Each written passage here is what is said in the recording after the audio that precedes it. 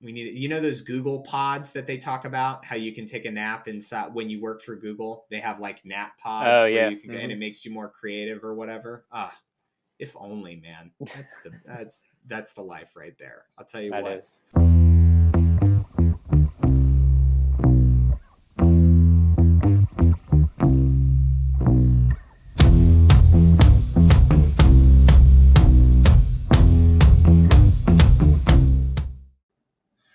Good morning, everybody. It is March 12th, 2022. Another week of the off season has flown by, and there's been a ton of news coming out of the Ravens camp. I'm joined by Chad Cummings. We are the Flock Squawk podcast. Chad, how are you doing today, sir?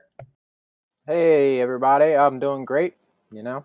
The start of the new year starts next week, so things are ramping up in the NFL world. Free agency frenzy is going to start next Monday. See more people get cut. We're going to see people signing life-changing dollar amount contracts. We're going to see people go from one team to another team. It's going to be a crazy next week. And we're going to hopefully the Baltimore Ravens continue to make awesome moves to make our team better.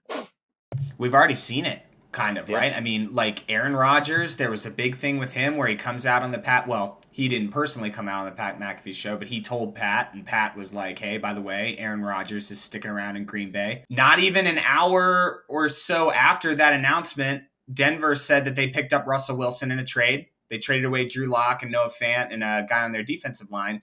And so now Russell Wilson is in the AFC. So that's obviously something we're going to talk about, but this is a Ravens podcast. So the very first thing we're going to talk about is the news that predominated early in the week. And with a couple of moves, it's still in the foreground of, I think, the national media, Lamar Jackson's contract. I've been saying through like this entire season, I think Brad and Chad got sick of me saying it, but I was always like, oh, we got to remember, like, Lamar Jackson's going to negotiate a contract at the end of this year, and people are going to be asking questions. So this is sort of the year where he has to make a definitive statement in order to get a bigger payday, right? It didn't materialize because he got injured. This season was a train wreck from the beginning, right? With all the injuries that we had on both sides of the ball, and it was just sort of a nightmare to navigate. So they finish 8-9. He ends up injured, and now here we are. Like, the national media is kind of pinging on him, wondering why a contract hasn't been done. I have a theory that he's doing it intentionally so that he can get franchise tagged. It makes sense for him in the long run, right? If he picks up his contract, they can maneuver that number around so he's not actually making $40 million a year. We saw it with the Patrick Mahomes contract recently. But if he gets franchise tagged, it keeps his options open for other teams and he gets paid more money because the salary cap is going to go up every single year for the NFL going forward unless something like COVID happens again, which is the only time we saw the cap go down in recent history. So he's going to get paid more money maybe on the franchise tag. Maybe he's not in a huge hurry. It doesn't seem like he's in a situation where he's unhappy in Baltimore. It just seems like he wants to get as much money as possible. Like, what do you make of all this contract stuff? Asher has a lot of thoughts on this. I want to hear what she has to say about it too. Hey, what's up, girl? Hi. Oh man, dude, we can listen. She's got a lot of thoughts about Lamar Jackson. I want to hear what she has to say She too. does, But yeah. you first. What do you think? We talked about it earlier, so I'm gonna play telephone and tell you what she said. Right, Asher? Okay, great, good job. Well, yeah. I mean, it's from what I'm hearing in the Twitter space, there is no communication between Eric DeCosta, the Ravens, and Lamar Jackson in regards to his contract extension. It doesn't seem like there's any communication between Lamar Jackson, his mom, and the Ravens. From what I think's going on is that Lamar is totally comfortable with the situation at hand, that he's going to play on the fifth year, $23 million cap hit that he is going to have on the Ravens this year. He didn't have the year that he was hoping for, where he could break the bank because he got injured the last 6 weeks. So I think honestly, based on all the interviews he's said in the past, his main goal is winning games. And he does not want to be talking about money. He wants to get healthy, get better, and he's playing for the Ravens next year. He knows that. So I don't think he cares to even focus on it or worry about it. I think he's cool with just waiting another year and hoping that he gets back healthy and plays lights out so he can make that monster contract next year. It doesn't bode well. I mean, it would be beneficial for the Ravens to structure a long-term contract right now so they can have more money to dabble in the free agency. But I think it's too late at this point. They're going to take on that $23 million cap hit that Lamar's fifth year entails, and they're just going to have to roll with the punches in the free agent market. I mean, ideally they would be good. I mean, ideally they structure the contract, spread out his cap hit over how many, depending on how long the contract would have been. And that way they could have, an extra 10 or 15 million extra this year to, spend on free agency. But doesn't look like it's going to happen. So, and I think I don't think Lamar cares. His goal is winning, and he's not worried about money at the moment. And I think they'll start talking more next year when it comes to talking about the franchise tag. So so you think he would prefer, even if he has a great year this year coming up, to still stick and to play on the franchise tag in 2023, 2024? There's no guarantee that he has a great year.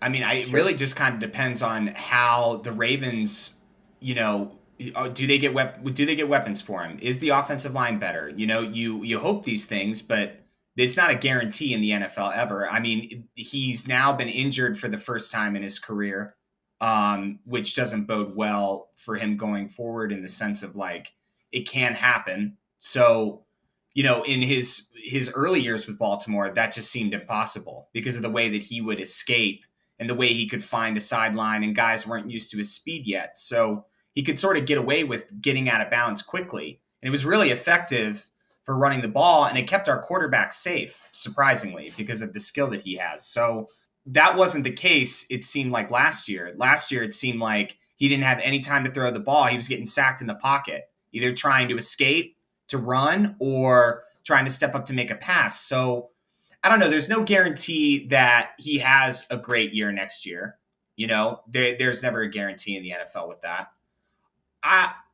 Did you see him on the shot with LeBron James? It was it was good. It was him, Childish Gambino, Donald Glover, and then LeBron and a few other guys. But Lamar basically went on the shop, and LeBron asked him, like, what are you like looking forward to going forward in your career? And he's like, I want to be a billionaire and I want to be a champion. Right? So if that's the case and you want to maximize as much money as possible, then the answer is wait for the franchise tag, because you're going to make more money. The salary cap's only going to go up. This isn't one of those things where it's like Kyler Murray deleting all of his pictures from his Instagram, right? Like, this is something, there seems to be no animosity from either side. Either side they're going to get a deal done at some point. And where is he going to go? Who's going to trade for Lamar Jackson? All the people that told him he wasn't worth a shit when he came out 4 or 5 years ago? Like, those guys it's not like it's been that long of a time period, even though they're trying to emulate those things in their franchises with the Kyler Murrays and the Jalen Hurtses and the Justin Fields and all the quarterbacks out there who emulate his style. Like, I don't know. I'm not worried about it per se. I think he's just trying to get his money. And he was on a field throwing the other sometime during this week, I think. He was down there throwing footballs, and he looked much better letting the ball go. A big problem that Lamar had in previous seasons, sometimes the balls would sail high. When he's doing these practices down in Florida, it was a pretty windy day. He was whipping them, and he was whipping them lower. So, like, there's a lot of improvements that he's made in his passing game. His deep balls look great. I don't know. I think hold out for your money, right? If you stand to make more money on a franchise tag, then take the franchise tag and we can get a deal done later. But a deal is going to get done, right? I just don't see him. Where's he going to go when he's, let's say they tag him twice.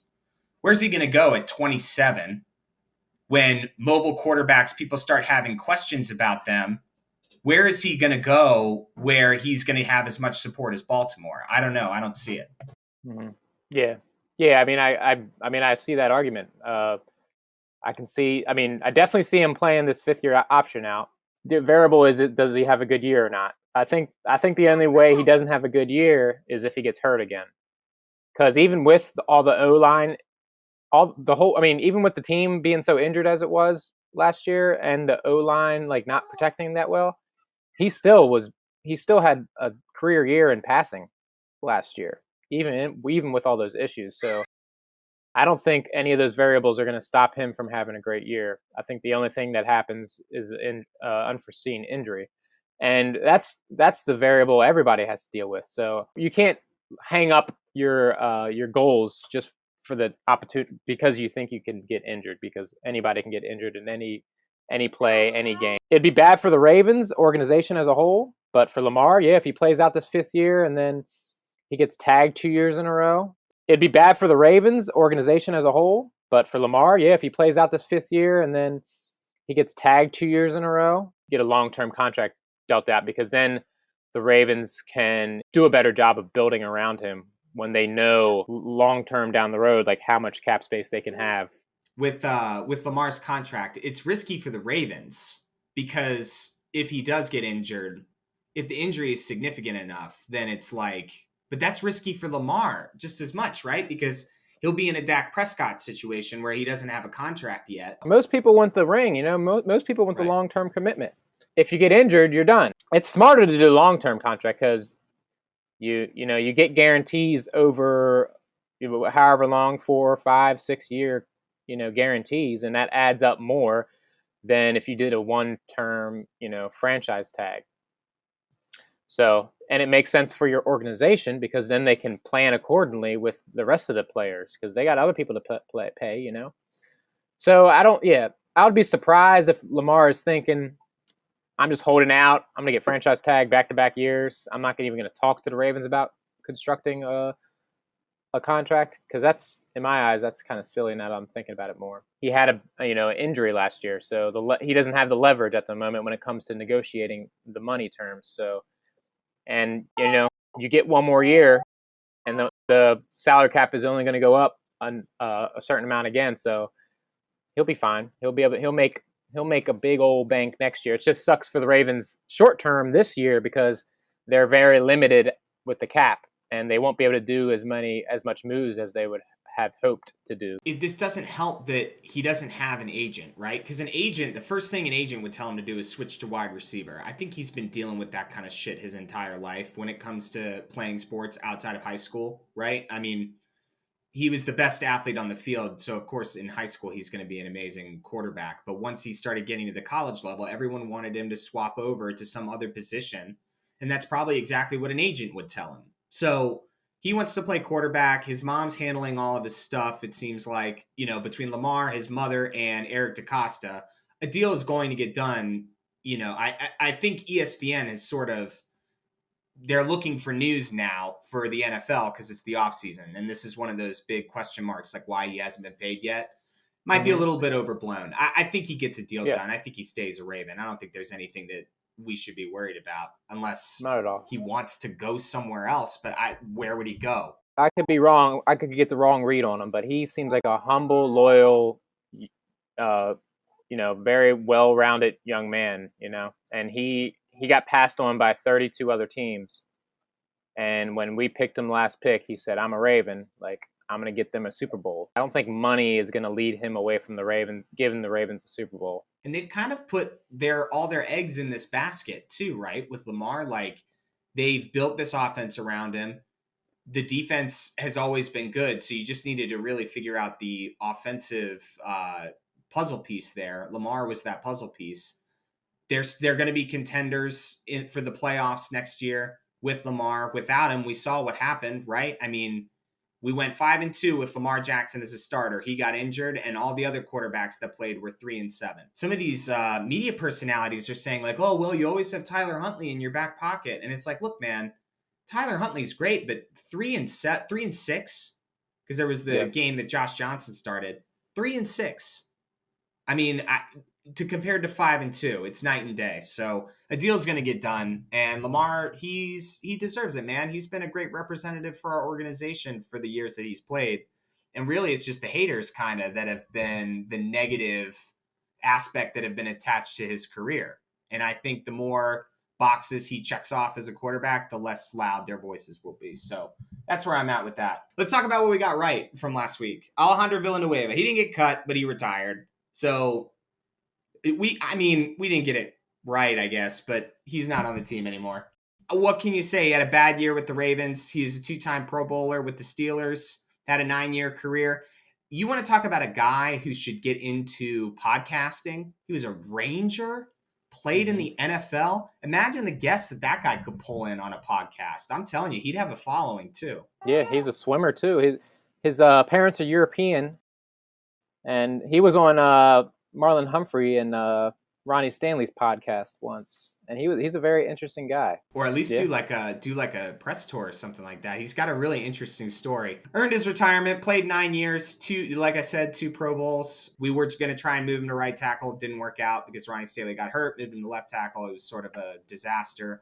And enjoy retirement. I don't, that year, the bad year that he had for the Ravens, I think he's an absolutely stand-up guy. So yeah, he was a planted mole to destroy our team. Oh, you think so? Man, that's hardcore. That's like Game of Thrones level strategery there. I'm joking. He seems like a cool guy, but he's a Steeler. This year with the Ravens is going to be an afterthought later down the road, and he's a Steeler, so I don't want to talk much about him, but he had a decent year with us in run blocking, but his pass protection was pretty bad. Yeah. Steelers cut him for a reason, and we were hurting to get a tackle, so he was like one of our only options. So didn't pan out well. I didn't assume it would plan out well, and it is what it is. Enjoy retirement. On to the next. Exactly. Gives us some. Saves us some money. Yeah, $6 million saved us in cap space, so I think that was kind of inevitable. Tavon Young, another guy that was cut recently. We got this one right. Stinks. You know what? He's from Maryland. Did you know that? He graduated high school he was at Frederick Douglass, and then he went to Potomac. I didn't know he was a Maryland guy, so homegrown talent. When he got drafted in the 4th round, he went to the draft party. He drove down to Baltimore, and when they were doing in like the later rounds, like 4th through 7, they do a lot of like fans get to announce the pick type stuff. He showed up. He was like, "Hey, I just got drafted by you guys." So which is pretty cool. He's a local guy. A lot of promise. He had a great couple years with us. DaCosta, he was one of the first, guys to extend early, not letting him hit free agency like Ozzie Newsome did a lot of the time. And it didn't work out because he missed like 2 years in a row with season-ending injuries. So last year was his first year back. He played. He was coming off 2 years of not playing. Gonna have an average year, and he was just making too much money. He's 27. He's probably going to be pretty cheap considering. I don't know. It depends on what he tries to get for a contract, but I don't know. He's an option out there for teams, and I think as long as his health is a problem, though. Another guy, Miles Boykin. They were talking about working him into a trade for somebody. Who do you think we would be picking up where we could have him as a trade piece? Do you think there's anyone in particular the Ravens have in mind? I know who I want them to get. But is there anybody, with the Seahawks basically imploding, there are a lot of really good guys. Bobby Wagner's on the market. I think we should take a look at him and make a run at him. Is there anybody else that you think the Ravens should be looking at, and maybe Miles Boykin could be used as a piece? We saw it kind of with Denver. They gave Noah Fant and Drew Lock over for Russell Wilson. Do you think that's what the Ravens are building up to do? I think it's more likely that they're just trying to get more draft picks. I don't think they're necessarily looking for someone to trade for. With Lamar's contract being the way it is, not reconstructed, he has a huge cap hit this year. We're very limited on cap space. We're more than likely just trying to trade Boykin, get like a 5th or 6th round pick. We drafted him 2 or 3 years ago in the 3rd round. So if we can get like a 5th rounder for him, that would be cool. they're just hoping they can get some compensation for him in the meantime. Yeah, and I think it's just that's how it's going to go, right? You catch one pass last year. I mean, you were supposed to be a big part of this offense, and it just never really materialized for him. So yeah, Mm-hmm. I think you're right. I think they flip him like for a fifth rounder or something like that. That seems to make sense. I don't think you can really Yeah. package anybody because you're right. We're sort of cap strapped. Like Yeah. regardless of who you package a guy with, you still got to pick up a person's contract, right? Like we Exactly. saw it with Yeah. Like Carson Wentz. Like exactly. I Yeah. can't believe that the Commanders picked up his entire contract from the Colts. It's just like Bad organizations just can always dig themselves in holes, man. I don't know. That doesn't surprise me. If they would have waited a week, Watson's on the market now. yeah, but you saw the deal that the Panthers are willing to put for him. They said that it Oh, was going to be aggressive, meaning they're yeah, probably my guess would be Christian McCaffrey ends up becoming a Texan in I order to agree. swap Yeah, and get him. yeah, they definitely want to get rid of Christian McCaffrey. I mean, I think it's been. I mean, any team that pays a running back, like not that Christian McCaffrey doesn't deserve it, but running backs don't win you Super Bowls. So when a team pays a running back, you're very unlikely to make it too far in the playoffs long term. So I think the new coaching staff and GM in Carolina understands that their running back has taken too much of their salary. They need to get rid of him to move forward. They're kind of like in rebuild mode. So yeah, I wouldn't be surprised if Houston takes on that contract. I mean, there's no criminal charges against Watson, is what's being reported. There's still, I guess, civil lawsuits at hand, but the criminal thing is what teams are worried about the most. They're ready to unload and try to get themselves a franchise quarterback because what is he, only 27? Yeah, he's young. He's only He's young, man. He's a great talent. He has another 10 years in him. it just sucks for Christian McCaffrey because he is a singular talent. The problem was Cam Newton's shoulder is just shot. Yeah. Watching him throw in New England was painful to watch. I mean, there was a reason that this guy had more rushing touchdowns and passing touchdowns when he played for New England. Cam Right. Newton took physical abuse for years. His shoulder's completely fucked now, which has fucked his throwing motion. Cam Newton and Christian McCaffrey could have made a run together, and I think that would have been something really interesting to see. And then they got into quarterback limbo. They bounced around like they had Teddy Bridgewater and Sam Darnold. They're like a lot of teams who are trying to figure out the quarterback situation. And that sounds like it's going to come to an end. It sounds like they want to unload and spend money to go get Deshaun Watson. So he still has civil cases, you're right, but as long as it's not criminal. And then couldn't the NFL still suspend him? Like, I would Yeah, I think imagine that that's they would. yeah. So the NFL still has to do their investigation.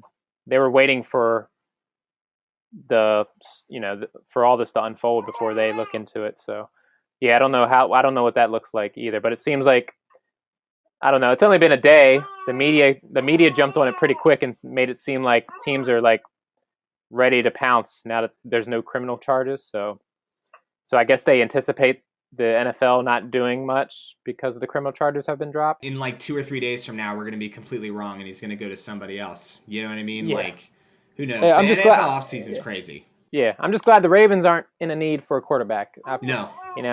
We Thank got our goodness. quarterback. Russell Wilson has a new home. He's now with the Denver Broncos. We mentioned it earlier in the podcast. The AFC just got even harder.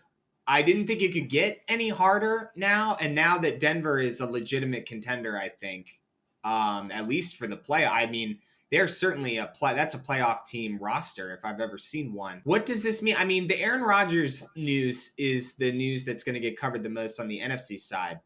I knew he was going to stay in Green Bay. The Russell Wilson thing shocks me. I remember being up there when I was stationed up there in 2011, and they got Russell Wilson in 2012. He was their guy, man. I mean, Russell Wilson jerseys were everywhere. Took him to 2 Super Bowls. This was the best quarterback that the Seahawks had maybe ever. I mean, he won him a Super Bowl, so that should tell you something.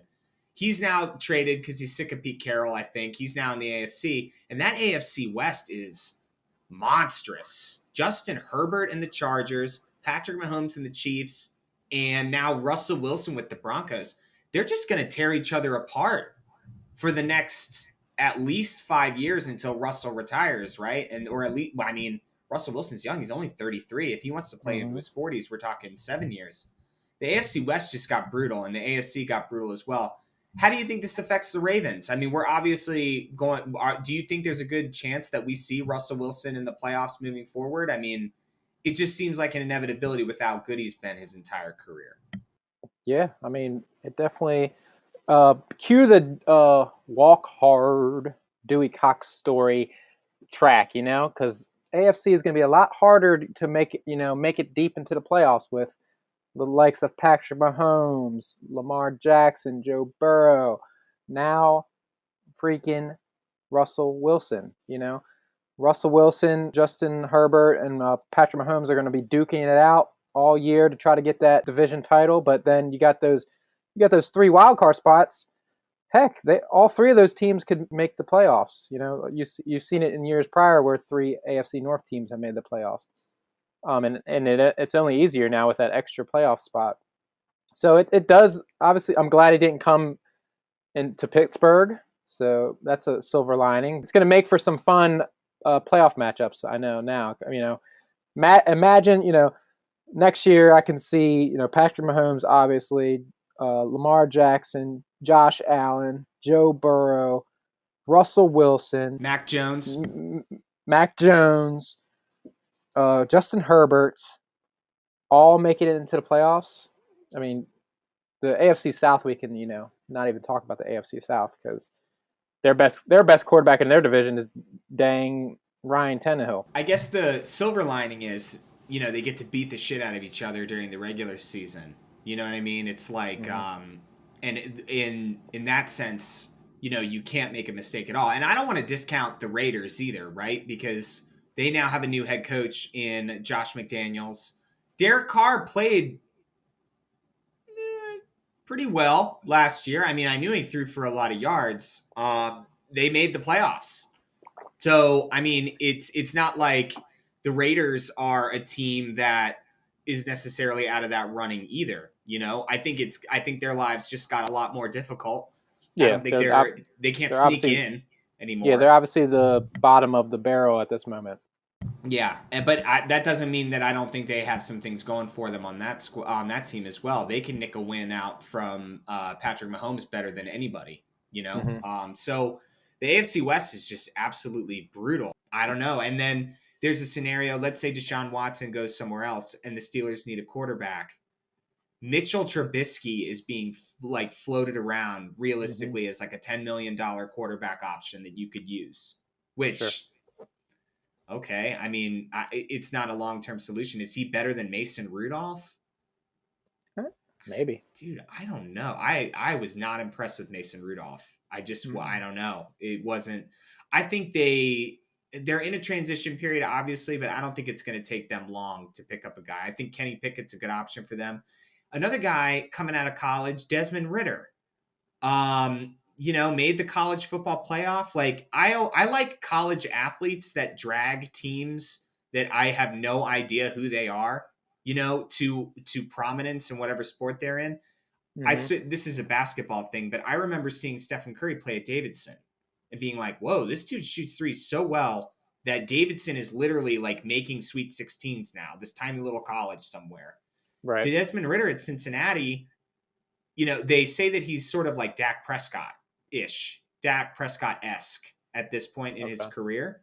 He might be an option for them. I just don't think these quarterbacks they can't be this bad. Like, everybody is like, oh, don't even bother taking a quarterback this year. Like, that's just so strange. Like, someone in there, even if you don't like what you see in college, someone in there might surprise you, right? Like, I just think it's really overblown that all these quarterbacks are terrible right now and that you couldn't win with them. It just doesn't make any sense to me. Yeah, we'll see. I mean, yeah, I'm not hearing much hype about them, and a lot of the mock drafts that I've seen don't have many QBs in the first 10 picks, which I was hoping for because obviously Ravens don't need that quarterback.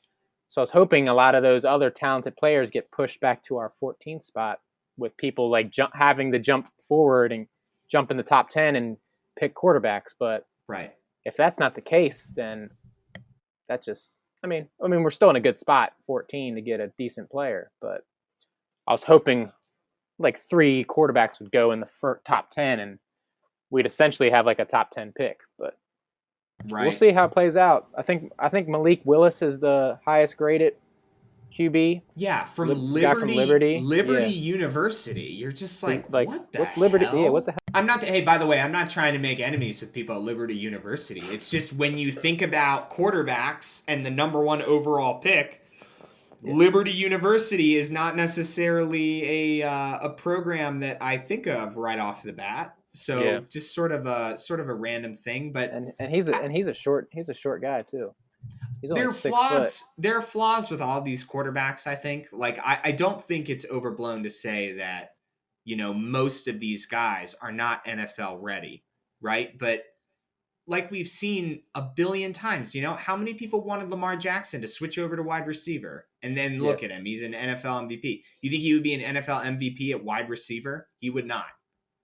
I promise you. And by the way, I've never seen Lamar Jackson catch a ball, so I have no emphasis. I've only seen him throw it. Right.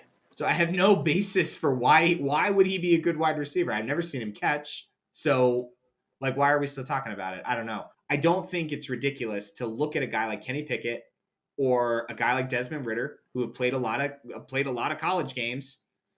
I don't see why you couldn't pick him up and then see what could happen. I think those guys Sure. could be good. I don't know. They have all the signs. So anything else that we're missing the Lamar Jackson stuff is really the big topic of conversation because it hangs up what we can do in the off season, like you said. So I don't know. I guess that's going to be the big news until or if a deal gets done this off season, right? New Year starts next Wednesday, so fans and the organization, I'm sure, were hoping that a long-term deal would get done by this point, so we would have more cap space to do free agency.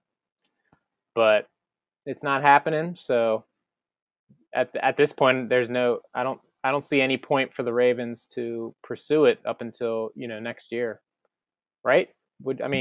Is there any? The benefit of doing it before the new year started is to have cap space for the free agency. Now that window's closed, is it going to be a priority still? Like in mid-season? Maybe. Maybe. But do they wait it out and see how this year goes, and wait till the end of the year to talk about the extension again? I don't know, because I guess at this point it's like, well, let's wait it out and hope he doesn't get injured and go from there. And either way, they have him with the 5th-year option. Either way, they've got. I'm saying, this year we're going into now is his 5th year, so they don't want him to be a free agent. So I guess that's a reason to continue seeking a long-term deal, because they don't want him testing the open market. And if you're Lamar, this works out for you, right? Because you're like, okay, that's another year where this organization can get weapons to back me up or get me a better offensive line or this or that. And if progress is being made, great. I don't have a problem. I mean, it seemed pretty obvious from his interview that, like, with LeBron James, that he wants to make a shit ton of money, right? Mm-hmm. He came from a place, he described it himself, like, he said that there were a lot of people in his family who could have been professional athletes. Like, he's like, there are tons of guys down here who could have done it, but they didn't, for whatever reason, whether it was their personality or whether they didn't just seize the moment or whatever, they never did. And Lamar Jackson is like, I don't want to be that guy. I want to be the guy that makes it happen, becomes a champion, right? Mm-hmm.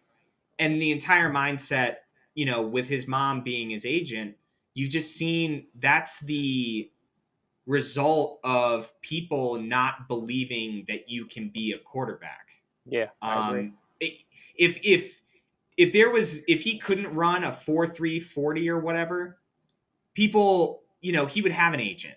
He would have people who would be like, oh yeah, we can, all the kinks that you have worked out, we can work those out. We can get you to throw the ball lower. We can get the ball out quicker. We can work on all that stuff. But yeah, you're for real quarterback. But as soon as you show any type of ability to run the ball at all, and it becomes a predominant part of your offensive makeup, people automatically discredit you as a passer. Automatically. It happened with Vic. It's happened with Lamar Jackson. Like, So I don't know. I think he's sort of just testing it and saying like, okay, if they give me more weapons or if they give me a better offensive situation where I have guys protecting me and I have a great year, yeah, let's get a fucking deal done. But if not, I'll take the franchise tag. I'll get paid more money in the short term, and we'll just see how it goes going forward. Like I don't think it's done out of animosity. This isn't a Wilson situation where he put out a list of the teams that he wanted to be traded to, right? Like Right. a year before he got traded. So he wanted to leave last year. Yeah. I think he's sick and tired of Pete Carroll. They never protected Russell Wilson. Offensive line was always trash.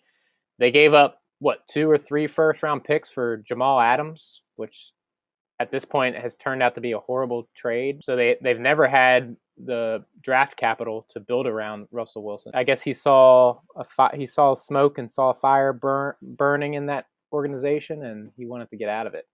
And he did. Now he's in a way better spot, in my opinion.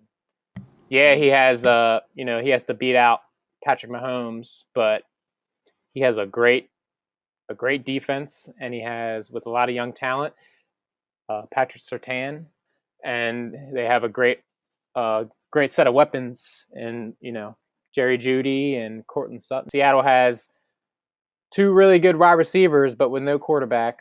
They have a horrible offensive line, no running back. They released one of their best defensive players, and Bobby Wagner.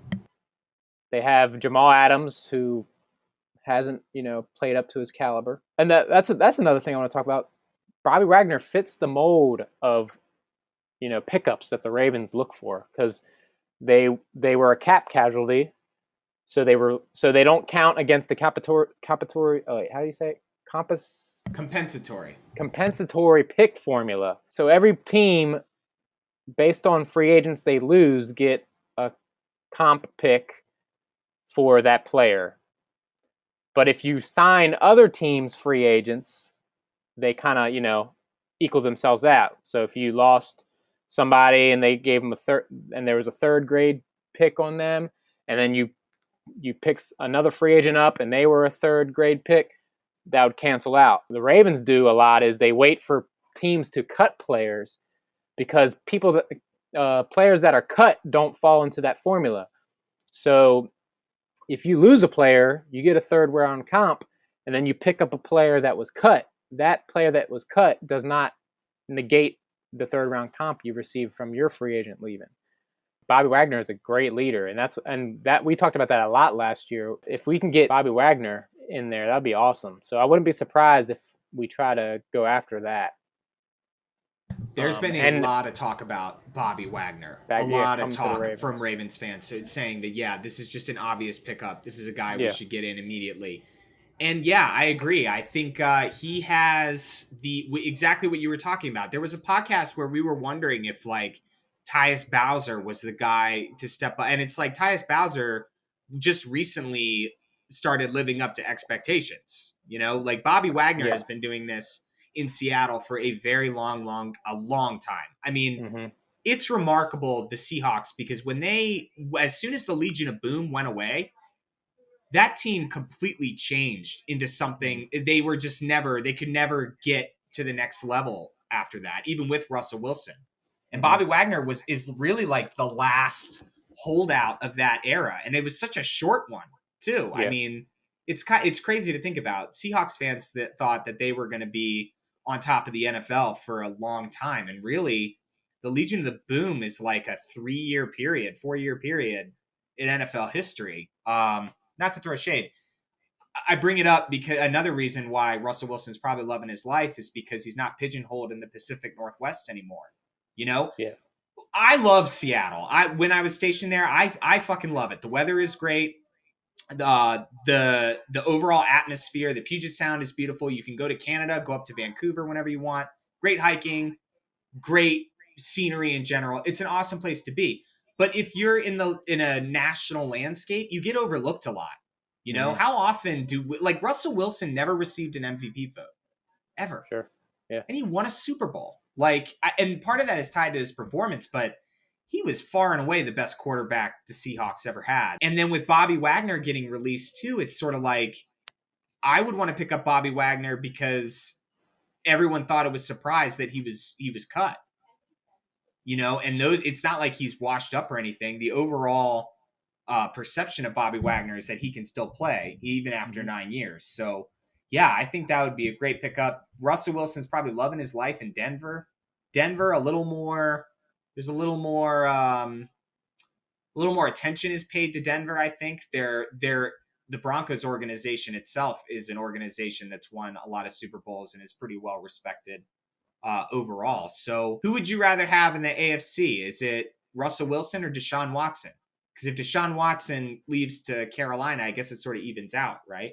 I guess it kind of evens out because Denver wasn't really much of a factor in my eyes for a while. Houston, even with Deshaun Watson, wasn't really a factor because they would always blow it. I mean, they had great games here and there, but their team sucked. But in that time that Deshaun Watson came in, we added Patrick Mahomes, we added Justin Herbert, Joe Burrow. So like 3 guys have stepped in since Deshaun Watson came in and made it harder for just in general in the AFC. So it's a stacked conference, man, with young quarterback talent. And Russell Wilson, yeah, he can still play for 7 more years. Yeah, another guy in there, Mac Jones, too, for the Patriots. I mean, Yeah. I know that there were performances where he kind of looked like a rookie and he's not Tom Brady, but I thought he was effective in that New England offense, too. I would throw his name in there as well as a guy. Maybe he gets a little more, he gets more weapons, and maybe, though, I don't know, New England's track record with wide receivers is, well, you think the Ravens is bad. Theirs isn't all that much better, to be honest with you. So, right. Anything else that we can talk about? Any news come out while we've been talking? Jamison Hensley did a Lamar Jackson piece, but I guess there were some guys that we put on tenders, so guys can now talk to teams. I don't really like that news because it doesn't really mean anything. I like news that's substantial. Does a guy move or does a guy not? You know what I mean? Like, that'll be interesting to know a year from now, but I'm not really, if they keep some of these guys. Like, I know Tyson Williams got tendered, so like he can talk to other teams, but the Ravens have the right to match whatever that deal is because that's how tenders work. So I don't know. We don't know whether those guys. Go ahead. Yeah, I guess our cornerback situation is pretty dire now. Letting go Tavon Young, which I wasn't expecting personally, kind of leaves our quarterback room as it stands at the moment pretty slim. We have Marcus Peters and we have Marlon Humphreys, our obvious starters, coming off season-ending injuries. Anthony Averett is a free agent who we're not expected to be able to re-sign just because he's going to, cost a lot of money. So at the moment, healthy cornerbacks on our roster are pretty slim right now. We have Kevin Seymour. And then we have, Jimmy Smith. Yep. He's a free agent as well. So yeah. So you think we should go and get a guy, or should we draft a guy? That's what I'm saying. Like, man, that's tough though. There's so many needs that this team has. Yeah, I'm just saying that makes it more of a need than it was when we talked about in our prior podcast. Because prior podcast, I was, our defensive line and our offensive line are our biggest needs, in my opinion. Defensive line, pass rush is the biggest issue in my eyes, and then offensive line, all around. Ronnie Stanley, who knows when he's going to come back. We're probably going to lose Bozeman in free agency. We traded away Brown last year, and Villanueva is gone now. So those are the biggest question marks. But now cornerback, you can never. I mean, we used all. I mean, we had to pick up guys left and right in cornerback last year. So it was just a concern I wanted to bring up. I mean, we have 10 draft picks. So I imagine we're going to focus heavily on not only the line now on both sides of the ball, but also cornerback. Marcus Peters' injury was earlier in the season, so he should be good to go.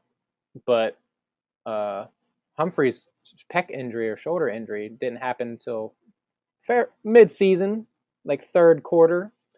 So is he going to be ready beginning of the season next year? Not sure.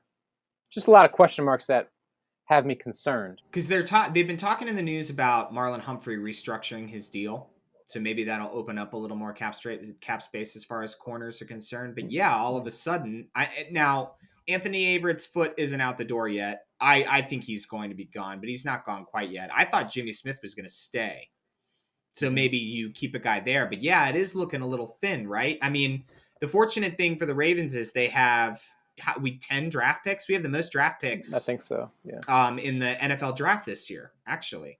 So you could address that, and you could pick up a corner maybe in the draft with one of those draft picks. I don't think it's an immediate need because you still do have Marcus Peters. Let's say best case scenario, Marcus Peters and Marlon Humphrey come back completely healthy. They don't get injured again, whatever.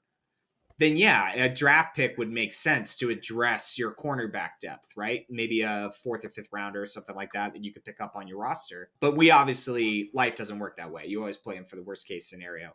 Worst case scenario is they get injured again, and we have another scenario where we're shuffling guys around in the lineup just to make things work. There was one game this year where John Harbaugh was like, I am literally out of cornerbacks. Like I don't have any other guy to put out there.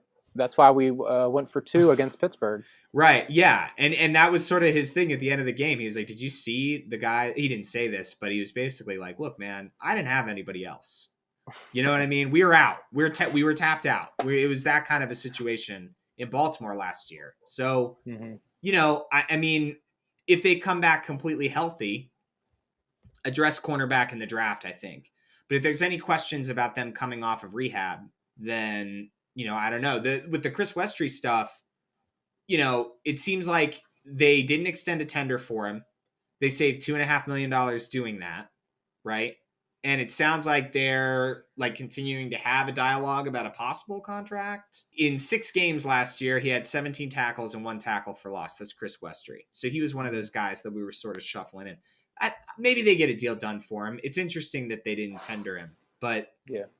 They need it. I think you're right. I think cornerback all of a sudden has become like a giant question mark depending on how the rehab of Peters and Humphreys goes. For sure. I think that's valid, 100%.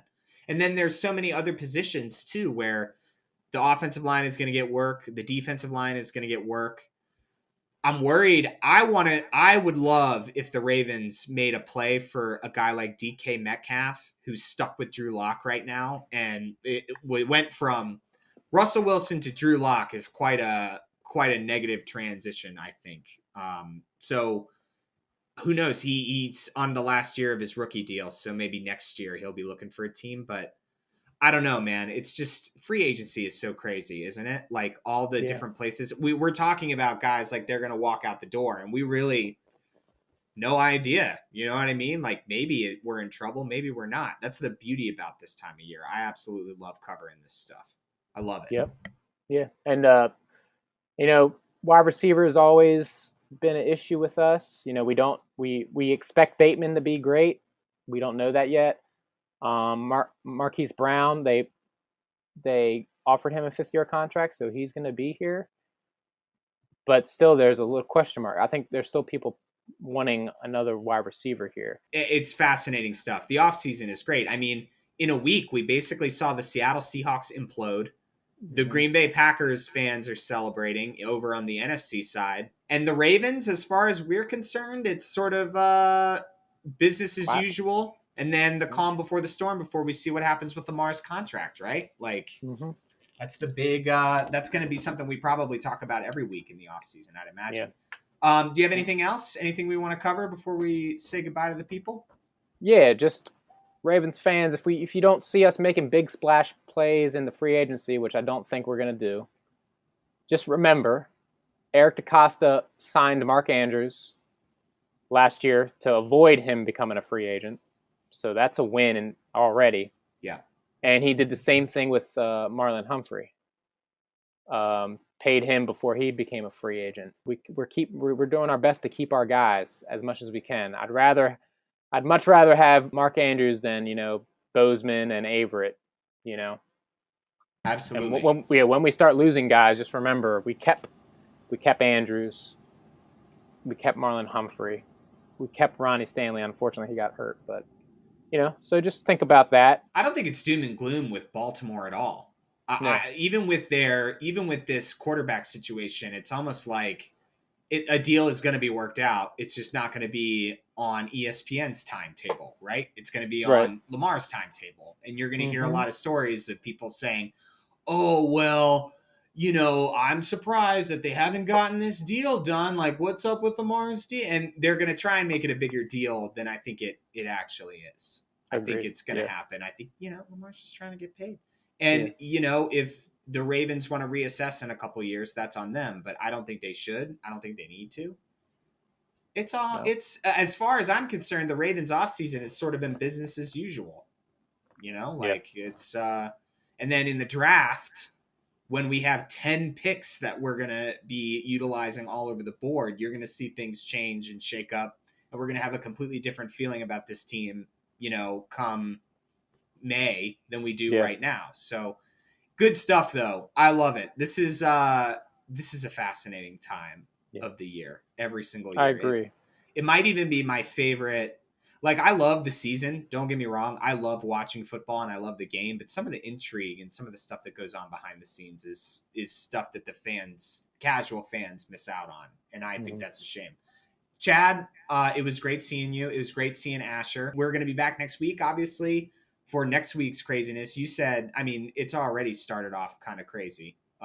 Yep. So next week's gonna be crazy with free agency starting. Yeah, and then we're also a week closer to draft time, so we'll be working with No Interference, a podcast that our friends are running, and we're gonna probably have a draft spectacular or something like that. We'll figure something out. It should be fun.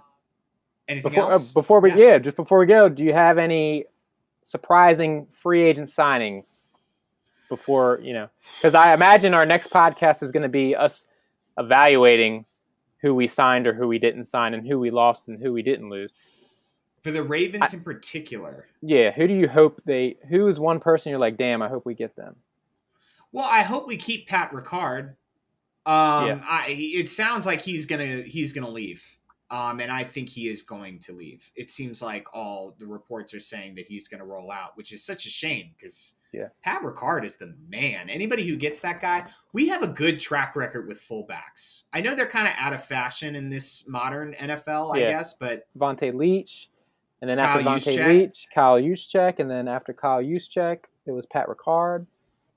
We always keeping them fullbacks in handy. I loved a 330-pound guy catching a ball and then just tossing people around. I really liked that little component of our offense. I thought it was neat. Yeah. And he could go on defensive line in a pinch if you need to, too. I know, right? Versatile. He was wild, man. So, but I don't think he's sticking around. I think he's going to leave. So as far as pickups, it's hard, man, because we don't have a whole lot of cap. Like, who are we going to go after? You know what I mean? Bobby Wagner. Man, what a fucking awesome pickup that would be. If we can make that work, that's who I want, Bobby Wagner. Especially because it doesn't, go against our compensatory pick formula. I hear a lot of people wanting the Honey Badger to come here, but I don't think that's possible. I don't think it's going to happen. He would be, man, what a fit in that defense, think so? Though. Oh, him with Peters and Humphrey, man, that'd be really interesting. I don't think we're gonna pick him up. He's gonna cost too much, and he's gonna. So I don't think it's gonna happen, but I would be surprised if that happens. That would be a big splash thing, and I just don't think we have the money to do it. But it wouldn't surprise me, if our defensive backs. I think we're gonna find a lot of those guys in the draft. I think if any new additions come aboard. It just makes sense. That's where our leverage is at the moment when it comes to getting guys on the roster. It's picking them up through the draft. We got a huge draft coming up. I can't wait to cover it. We are going to cover it together. It's going to be a blast. So I'm really looking forward to that. Chad, it was awesome talking to you, my friend. Awesome talking to Asher as well. Is she down? Is it nap time? Nap time. She's 10:53 in the morning. Or no, it's 12:53 over there. So it's afternoon nap time. Afternoon nap time. We need to bring that. We need, you know, those Google pods that they talk about, how you can take a nap inside when you work for Google. They have like nap Oh pods where yeah. you can go, and it makes you more creative or whatever. If only, man. That's the life right there. I'll tell you That what. is. Thank you to all the people who are listening. Thank you to all the people who have subscribed to our channel. We're posting a lot more on different social media outlets, so I'm going to be really annoying about that. And we're gonna continue on in this off season and just keep relaying news to the people if you're for whatever reason not paying attention. So Chad, it was really great seeing you. Have a great rest of your day. And to the people of the Flock Squawk Nation, caw-caw. Caw-caw. Oh yeah. And the feeling coming from my bones.